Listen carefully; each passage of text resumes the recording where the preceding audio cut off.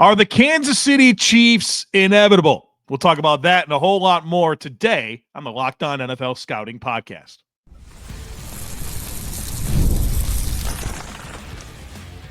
You are Locked On NFL Scouting with the Draft Dudes, your daily podcast for NFL and college football scouting. Part of the Locked On Podcast Network, your team every day. What's better than this? It's guys being dudes here on the Locked On NFL Scouting Podcast. We're the Draft Dudes. I'm Joe Marino from Locked On Bills. He's Kyle Crabbs from Locked On Dolphins. And we are your NFL experts here with you daily to talk team building across the league on the Locked On NFL Scouting Podcast with the Draft Dudes, part of the Locked On Podcast Network, your team every day. Want to issue a big thank you, shout out, and welcome to our everydayers. Those of you who never miss a single episode, we appreciate you all being here very, very much. This episode is brought to you by Mazda. Like our players, we sweat every detail because when you make every move count, pulling off the unexpected is only the beginning. Stay tuned later for highlights in this week's Moving the Game Forward. Mazda, move and be moved. Happy Victory Friday to the Los Angeles Chargers. Real quick, what do you like? What do you like about those uniforms? So some people are into the all navy. How are you not into those uniforms? I think they look outstanding. I like them. What'd you think about the yellows that they did last week? Not in? No. Here's the problem for me with the navies. They're good. They're really good. I just love that light blue color mixed with the yellow, and I don't really get it with that one. So I like it as an occasional thing, but man, their other kits are just so freaking good. It would be cool to find. I like the ones that they had. I'm looking at the Harbaugh locker room video right now. It'd be cool to find a way to invoke that light blue as an accent in some way responsibly. Yes. Into those uniforms, right? just throw it all over the place, but it would be cool to find that as like the extra accent layer instead of just white, the yellow, and the navy. But I think it's very clean. Yeah. And I don't think I would do anything with the helmet. I think the helmet as is like, we're doing nice. LT. Yeah. Drew Brees, it's LT. It's LT. LT, yeah. Drew Brees, Antonio Gates, Chargers is all I could see last night. Ladanian was so good, man. Kids these days don't know. Well, they get to watch Bijan Robinson, which is kind of he's got a ways to go before he. Yeah, I know, but skill set wise, Ladanian coming out, boy. Whew, TCU. Remember how big of a deal it was when you would like do the random draft order as a kid and you get the first pick when LT was good, so you knew you were going to get him. Like, yes, we're auction thing. Or at least when I was a kid, like it was just like, okay, we're going to set and put everybody in the Yahoo League, and the computer's going to randomize the order. And whenever you get there on draft day, and whoever had the number one overall pick was like, I got LT this year. It's amazing. LT. I got to see him live one time. I'm glad I did. All right, Takes on Takes, the weekly episode where you control our discussion and we give our take on your take. Has some good stuff to get into. We'll start with this one from Michael, who says, despite their slow start this season, Kansas City ends up being the number one seed, and Patrick Mahomes wins MVP. Right, so how many wins does the one seed in the AFC need this year? I think if you get 13, I think you're good.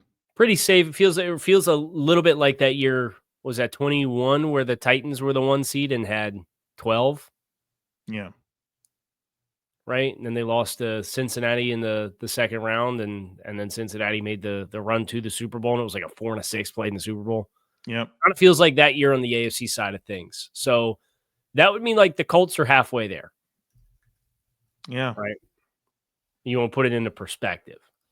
The Colts being halfway there at 6-1. I want to know how many more wins we can find on the Colts schedule. And they start with the Titans at home this week. Yeah, there's number 7. 7, okay. So 2 more games before the bye. At Pittsburgh and home against Atlanta, although that's an international game. You think there's one win there at least, right? Pretty safe to imagine at least one. So that would be 8. Yep. At Kansas City. For the 1 seed, Dave. Wow, the Kansas City's got a couple big ones. They go Buffalo, Indy, back-to-back. I know you're probably looking at the Colts schedule, but they go at Buffalo, bye week, at Denver, Indy. Find out. That's a big 3-week stretch there for KC. And Indy has their bye before Kansas City going into that game. Boy. So ask me again on November 24th after the Colts play in Kansas City against the Chiefs. Well, Kansas City's been the 1 seed 24, 22, and 20, so it's not like a rare thing. Right? What do you think's more likely? Kansas City is the 1 seed or Patrick Mahomes is the MVP?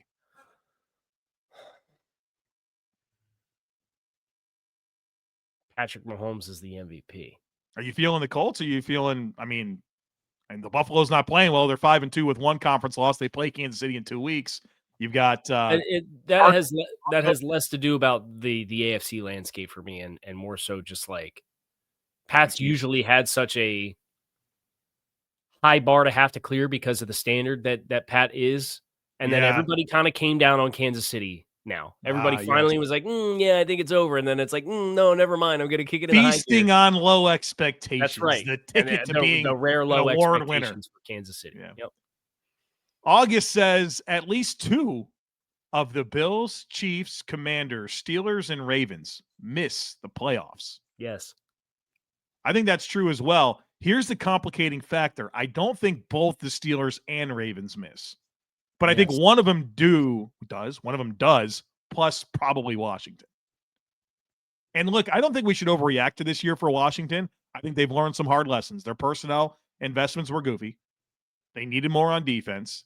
And they had an injured quarterback, and like Terry's been hurt, and their O-line's been hurt. So don't overreact. Recalibrate. Don't feel like you have to get every old player you can to build this thing moving forward and get back after it in 26. I think this might kind of be a bit of a lost year for Washington, but they should not overreact to it. Yeah. They should adjust. I would say play the long game. Look at some of your players you brought in, ask how long they can be a part of the long game. Don't double down again with what you did this offseason. No. Joe at work. Kevin Stefanski will take a year off from football in 2026 before returning in 2027 to be the head coach of the Pittsburgh Steelers. Why would Stefanski take a gap year though? Why wouldn't he continue as the coach of the Browns? I'm buying in on Stefanski, dude, more and more. Well, and even if the Browns do the dumb thing and dismiss him, right? Well, let's throw. Anytime you win, it alleviates the pressure, the external pressure, right? There was heat on Kevin Stefanski as recently as 6 days ago. Yeah. And then they smoked the Dolphins, and everybody's good. But if they lose another 4 games, they're 2-9. Yeah. Like, what's the conversation going to be like? I don't think Kevin Stefanski's the problem by a billion miles. I think he's an excellent football coach. But if he were to be let go, I would assume he'd be a very high. I think the rest of the league would kind of understand what's going on in Cleveland, and you would not have a problem finding suitors. Oh, especially with this cycle that's coming up. It's hard to get super excited about the candidates. If Stefanski's out there, boy, he's going to be the Vrabel. He will be the Vrabel of this cycle. But Vrabel took a gap year to that. Well, and I think to that point, Stefanski should think about it. He doesn't love these spots. Wait it out. You'll be in demand. You'll kind of have your choice. You get to do the Vrabel thing. But Cleveland's kind of stuck with it to this point. Boy, what's the point? He's a good football coach. You're letting him go, so what? You can bring in Jesse Minter? I mean, come on, dude. Just roll with Stefanski. That would be my suggestion. Okay. Coming back to be the coach of Pittsburgh would be tough. Let me sneak this one in. Bills Beat says something that I take great exception with. Brandon Aubrey is the best player in the NFL relative to their position. So is that relative to the rest of his peers at his position? Like, the gap between Aubrey to the kicker number 2 is wider than... That's not how I took this. I took this as Brandon Aubrey as a kicker is better than any other player at their respective position in terms of just caliber. And here's what I want to say. I feel like I've been and have been one of the most respectful people to specialists. I really enjoy kickers and punters. I have a lot of thoughts and analysis on them. I track them. It's a big part of what I do. It's still kicking a ball, man. I cannot sit here and talk about Brandon Aubrey and foil that against Myles Garrett and what he does beating offensive linemen, or Jamar Chase or Justin Jefferson or Josh Allen or Patrick Mahomes, or I just can't do that. Patrick Surtain. I can't do it, man. I can't do it. Somebody clip this and send it to Pat McAfee. So yeah, whatever. He blocked me for saying college kickers it's dumb to kick college field goals at 50-something yards. 10 years ago from 50-something yards when you're 10-point underdogs, leading by 7 points in the second quarter on the road against the top 10 ranked team in the country. And I said, field goals are for losers, and got blocked for it. Somebody clipped this so Joe can join them. Yeah, well, Pat McAfee. Listen, I love kickers and punters, man, as much as anybody. But I'm not doing it. I'm not doing it. Now, if it was intended to be asked the other way, the gap between Brandon Aubrey and the next best kicker. Heck no. No, I don't think so at all. Greater than player X and the next. You seen the Boswell in Pittsburgh, what he's been doing for years? Come on. No. Right. Absolutely not. Aubrey's awesome, but we don't have to do this. All right. Coming up next, a bye week take that Kyle in the pre-show said is a bad take. So we'll talk about that here next, folks. Be sure to stick with us. The NFL season is here, and FanDuel has an offer that you don't want to miss right now. New customers can bet just $5, and you'll get $300 in bonus bets if you win. That's right. Pick a bet, put down $5, and if it hits, you're going to unlock $300 in bonus bets to use across the app. I love how FanDuel gives me so many ways to play. I've built parlays, tried player props, and even followed the live lines during games. It makes watching football even more exciting. We got a little something riding on the action, and I'll be rooting for the Jets this weekend as I have them as a money line winner over the Bengals, and that'll make that game even more exciting. So whether you're a casual fan or love diving into the stats, FanDuel makes the game day experience so much better. So what are you waiting for? Visit FanDuel.com to download the FanDuel app today and get started. If you're a business owner, here's the truth. SaaS promised to make work easier, but now the average company is buried by hundreds of apps that slow down your teams and simply don't work together. That's not SaaS, that's SAT, software as a disservice. That's why you need Rippling. Rippling is the unified platform for global HR, payroll, IT, and finance all in one place. They've helped millions of businesses replace a mess of disconnected tools with one system designed to give leaders clarity, speed, and control. They unite everything, your employees, your teams, your departments in one system, and Rippling removes the bottlenecks, busy work, and silos your software created. Everything from onboarding to payroll to IT access, it all runs automatically and perfectly in sync. Whether you want to run your entire HR, IT, and finance operations as one, or just fill in the gaps in your software stack, Rippling can do it all. And right now you can get 6 months free when you go to rippling.com/LockedOnNFL. Learn more at rippling.com/LockedOnNFL. That's rippling.com/LockedOnNFL for 6 months free. Terms and conditions apply. All right, here it is. Oh, you got something. Yeah, I do have something. All right. What do you have? I had a take from Michael about bye weeks. Yeah, no, just give me a minute because I want to revisit Ladanian Tomlinson. Oh, okay. So he played with the Chargers for 9 years and then 2 years with the Jets.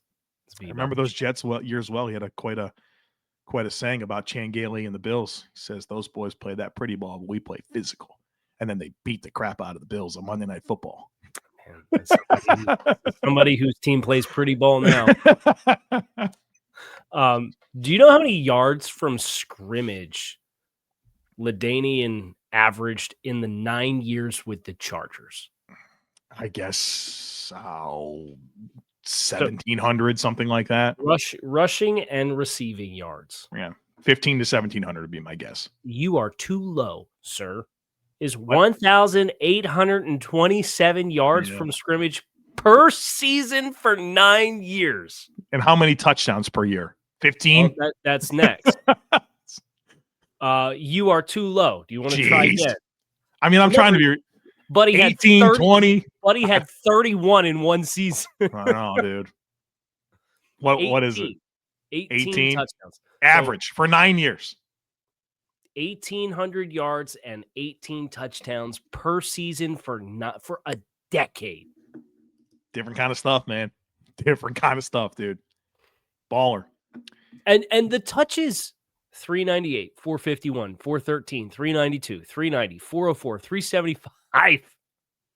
And then he goes 344 and then down to 243, and then he's off the team. Goes to the Jets. Death taxes and the Ladanian Tomlinson, just ultimate workhorse. Michael says this: the bye week range is too large. It should be condensed to a 3-week span, week 7, 8, and 9. There are enough games to fill all the major time slots. It mitigates rest advantages come January, and you could easily set up prime matchups where both teams have extra prep. But do you want just enough games to fill? Well, we have 6 teams on bye this week, so you would have 8 teams. It would be 25 or 28%. Geez, 8 teams, 3 weeks, it's over with. We have 6 this week. So you'd have 12 games for 3 weeks in a row. And you have a Thursday night football time slot. This is the time of year where there's international time slots, and if teams are going to travel. Now, by the way, you're infusing more teams to travel and go overseas and then come home and not have buys if you do this. So you'd have an international time slot. You have a 1 o'clock time slot. You have a 4 o'clock time slot. You have a Sunday night football time slot, and you have a Monday night football time slot. You have 7 time slots to fill. 12 games. In 12 games. You'd have like 3 games at 1 o'clock and 2 games at 4 o'clock. That's fine with me. That's fine with you. That's not fine with the league. Oh, I don't care about the league. I care the league does, because that's why they set the buys. I think it's worth talking about. I think what Michael says here is worth talking about. And my bigger talking point is I think teams should have 2 buys. I think it's too much to ask of these players, man. Just go to 18 games and have 2 buys and add an extra week or 2 weeks into the season, or however you want to do it, and do it that way. And then this whole conversation is moot. I think that's much better, knowing where the league is going instead of condensing all your buys into 3 weeks. 2 preseason games, 18 regular season games. You have your 2 bye weeks, and the Super Bowl is President's Day weekend. Like, I don't know. It doesn't seem hard to me. That's more inevitable than the Chiefs. Yeah. Probably right. You're probably right about that. Well, I don't know about the 2 bye week stuff. That's the part that I am concerned about. Well, the players are going to get that. If they're going to go to 18, they're going to say, "Come on now, like, let's be." But then there should be some parameters. Like, you should get 1 bye week that would fall in between like weeks 4 and 8, and then like between 10 and 15 or something like that. Yeah. Like, they'd have to figure that out. So it's not like, oh, you have 2 bye weeks in the 4-week span. Like, no, we're not doing that. But it'll happen if you're, some small market team that's never good. You need to have your first bye in the first quarter of the season and your second bye in the third quarter of the season, or you need to have your first bye in the second quarter of the season and your second bye in the fourth quarter of the season. Hire us, NFL. We'll do it for you. No, I can't do it for. I mean, the NFL is just giving out money. I mean, we could just ask for a couple million each and give our suggestions and walk out. All right. Josh says this: Kelvin Shepard, that's the defensive coordinator for the Lions, is an upgrade from Aaron Glenn at DC due to his willingness to adapt with what he has at his disposal. Running man-to-man all the time isn't always feasible with backup DBs. Also, I found out that he's going to be a girl dad and needs some advice. No, realize you don't know anything. Yeah, I think that's where you start. Ask a lot of questions and be patient. That's girl dad advice. I think that's really good. I would say your process and relationship with your partner is critically important, and you're going to learn a lot about yourself from being a girl dad and knowing that you're setting the standard for men in her life, and the questions you're going to ask yourself and the adjustments you're going to make are pretty significant. So get ready to work on your relationship with your partner and yourself, and I think that will help you be the girl dad that you hope to be. Congratulations also. Oh, 100%. Congratulations in order there. Buckle up, baby. The thrill of a lifetime is ahead, and I'm only 5 years into it. So I have a question to answer this question. Okay.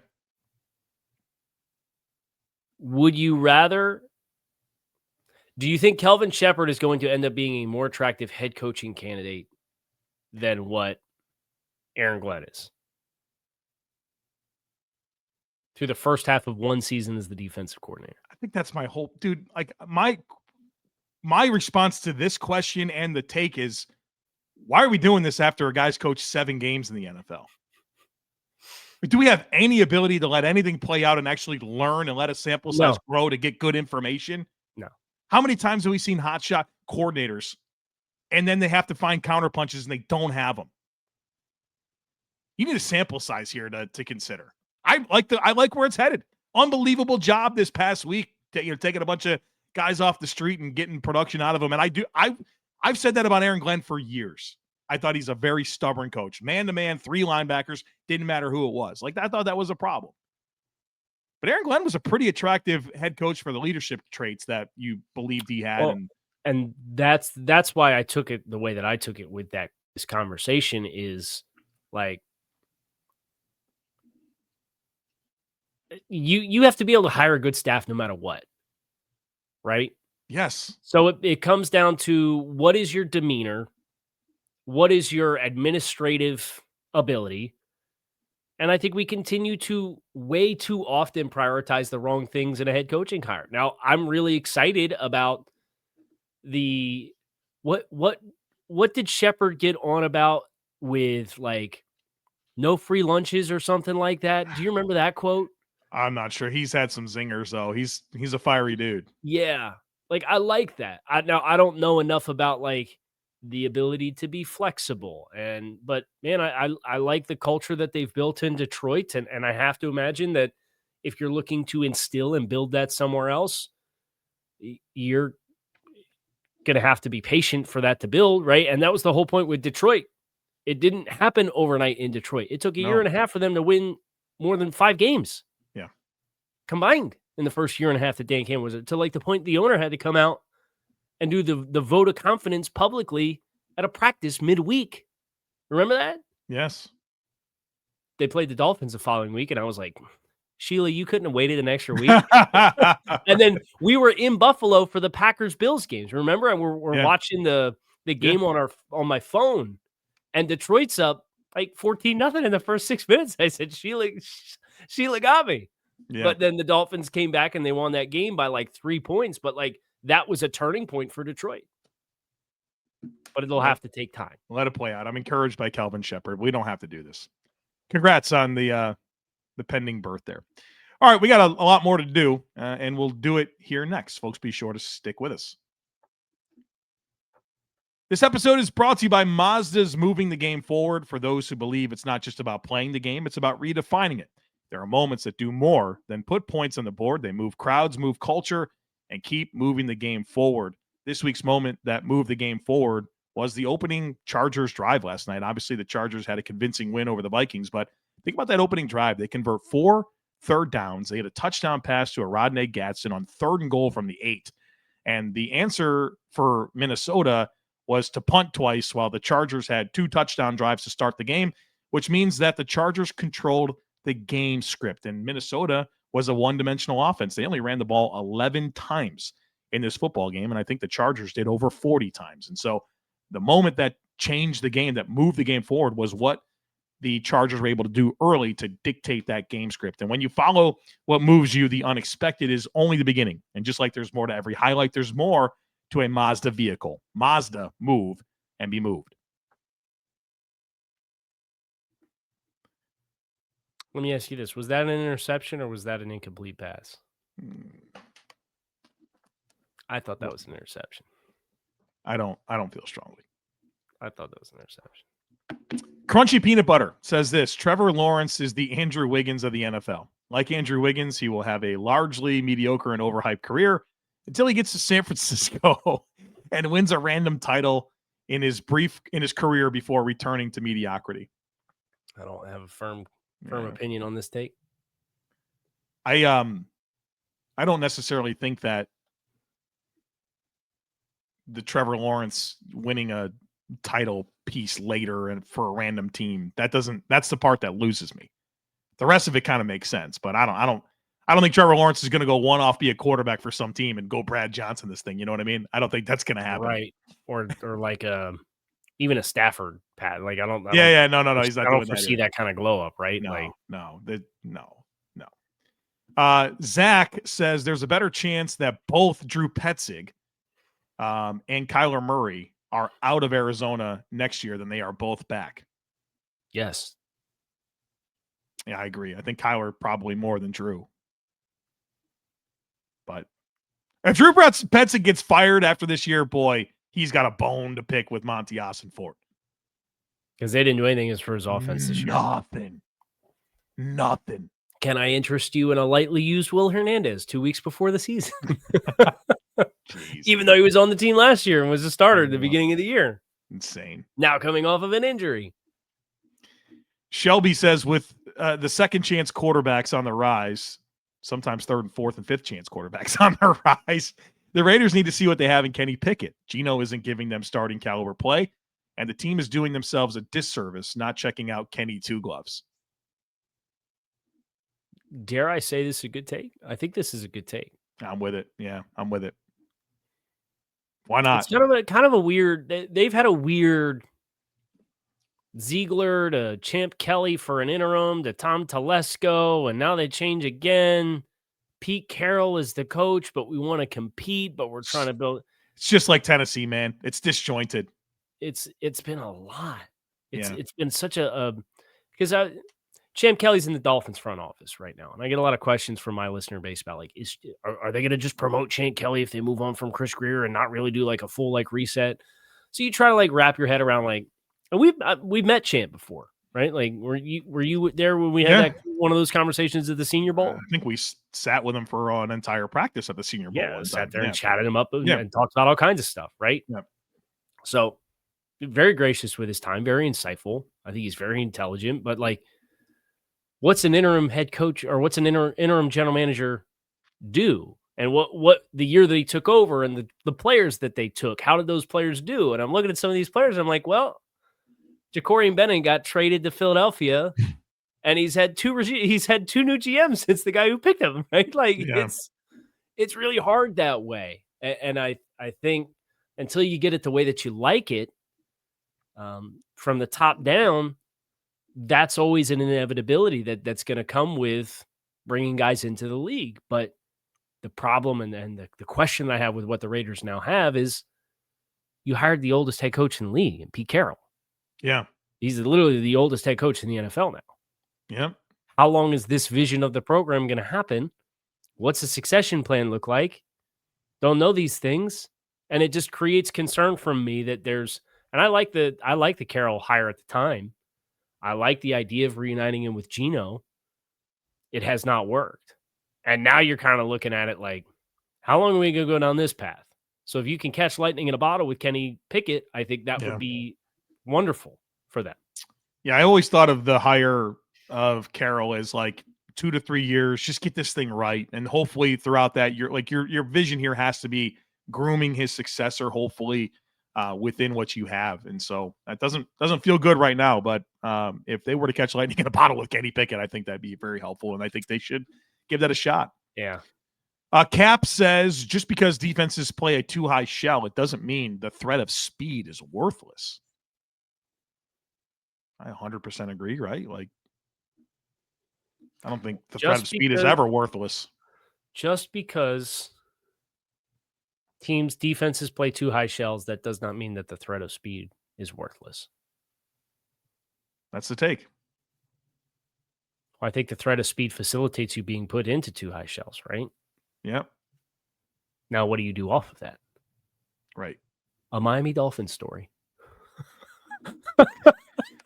Ian says we need to move past geographic proximity as the lone acceptable qualifier for NFL fandom. Shouldn't matter the reason or where you're from. A fan is a fan, and we should be excited that NFL fandom is growing at all.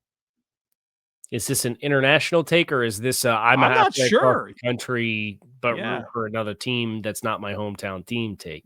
Yeah, I don't think geographic proximity should be a qualifier. Here's what should be a qualifier. Do you see these like the content creators that go to tailgates and they have a picture of like a player on the phone, and they go up to fans. They're like, "Are you a diehard fan or are you a casual fan?" And everybody says, "I'm a diehard fan." And they show them the picture of the headshot of the guy, and they're like, "Who's this?" And they don't know who it is, and it's the team's first round draft pick. Yeah. Or, are you a diehard fan or are you a casual fan? I'm a diehard fan. where did Lamar Jackson go to college? And they can't answer the question, right? Like, that's a qualifier for me, especially if you're going to declare there's nothing wrong with being a casual fan, but don't say you're a diehard fan.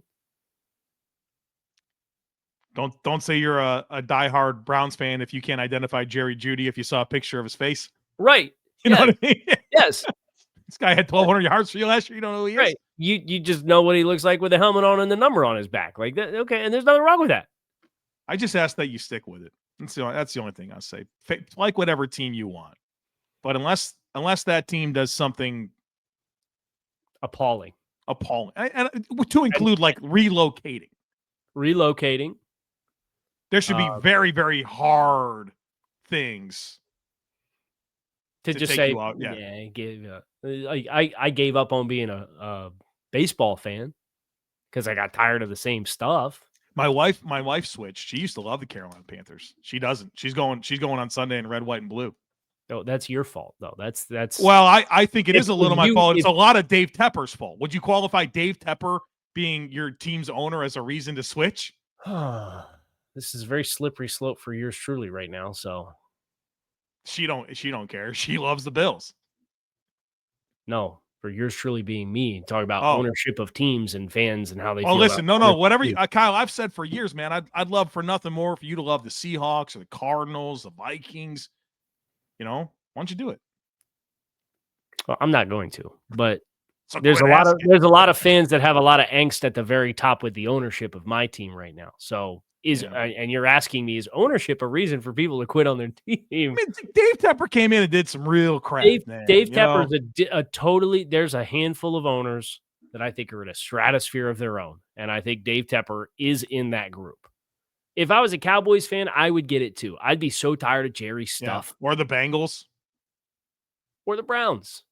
Yeah. With Haslam. And I would say, especially for the Tepper piece, the team that my wife fell in love with was gone. Yeah. Literally nothing about it. Kuechly, Cam, Greg Olsen, the coaches, Jonathan Stewart, D'Angelo Williams, Rivera. People loved Rivera, man. Yep. Riverboat Ron. Right. Sean McDermott. Yeah, Sean McDermott, baby. Brandon Bean. Right. Let's finish with this one. I hope you've seen this movie. I haven't. Weekly Huddle says that haven't seen it. He said it's top 3 football movie of all time. I think. What do you know about it? It's like the new Jordan Peele production movie. Here's the brief synopsis.